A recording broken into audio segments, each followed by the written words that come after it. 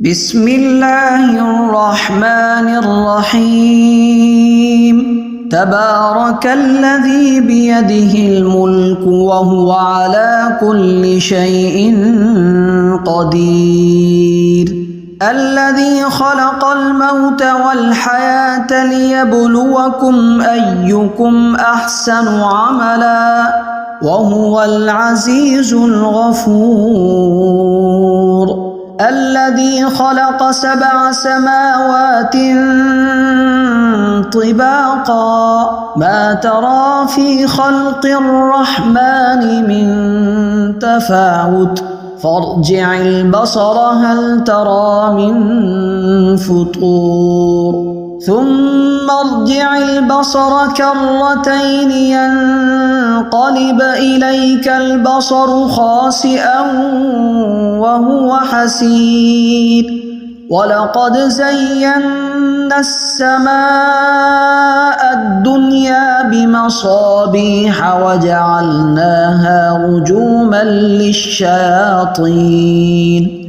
وجعلناها رجوما للشياطين وأعتدنا لهم عذاب السعير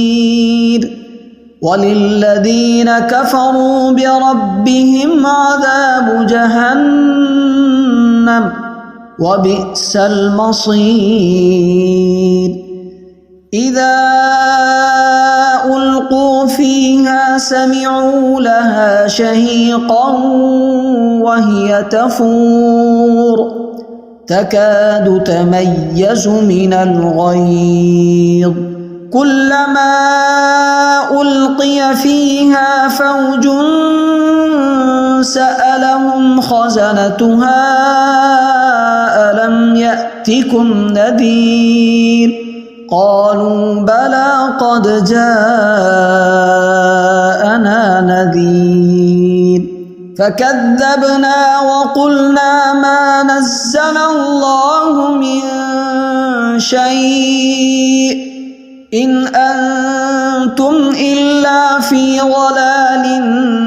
كبير وقالوا لو كنا نسمع أو نعقل ما كنا في أصحاب السعير فاعترفوا بذنبهم فسحقا لأصحاب السعير إن الذين يخشون ربهم بالغيب لهم مغفرة وأجر كبير وأسروا قولكم أو اجهروا به إنه عليم بذات الصدور ألا يعلم من خلق وهو اللطيف الخبير هو الذي جعل لكم الأرض ذلولا فامشوا في مناكبها وكلوا من رزقه وإليه النشور أأمنتم من في السماء أن يخسف بكم الأرض فإذا هي تمور أم أمنتم من في السماء أن يرسل عليكم حاصبا فستعلمون كيف نذير ولقد كذب الذين من قبلهم فكيف كان نكير أولم يروا إلى الطير فوقهم صافات ويقبضن ما يمسكهن إلا الرحمن إنه بكل شيء بصير أمن هذا الذي هو جند لكم ينصركم من دون الرحمن إن الكافرون إلا في غرور أمن هذا الذي يرزقكم يرزقكم إن أمسك رزقه بل لجوا في عتو ونفور أفمن يمشي مكبا على وجهه أهدى أمن يمشي سويا على صراط مستقيم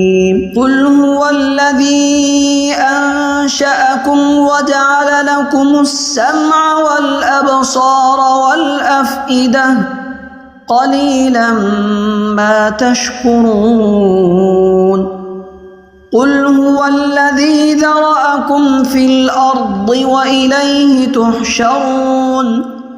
ويقولون متى هذا الوعد إن كنتم صادقين قل إنما العلم عند الله وإنما أنا نذير مبين فلما رأوه زلفة سيئت وجوه الذين كفروا وقيل هذا الذي كنتم به تدعون قل أرأيتم إن أهلكني الله ومن معي أو رحمنا فمن يجير الكافرين من عذاب أليم قل هو الرحمن آمنا به وعليه توكلنا فستعلمون من هو في ضلال مبين قل أرأيتم إن أصبح ماؤكم غورا فمن يأتيكم بماء معين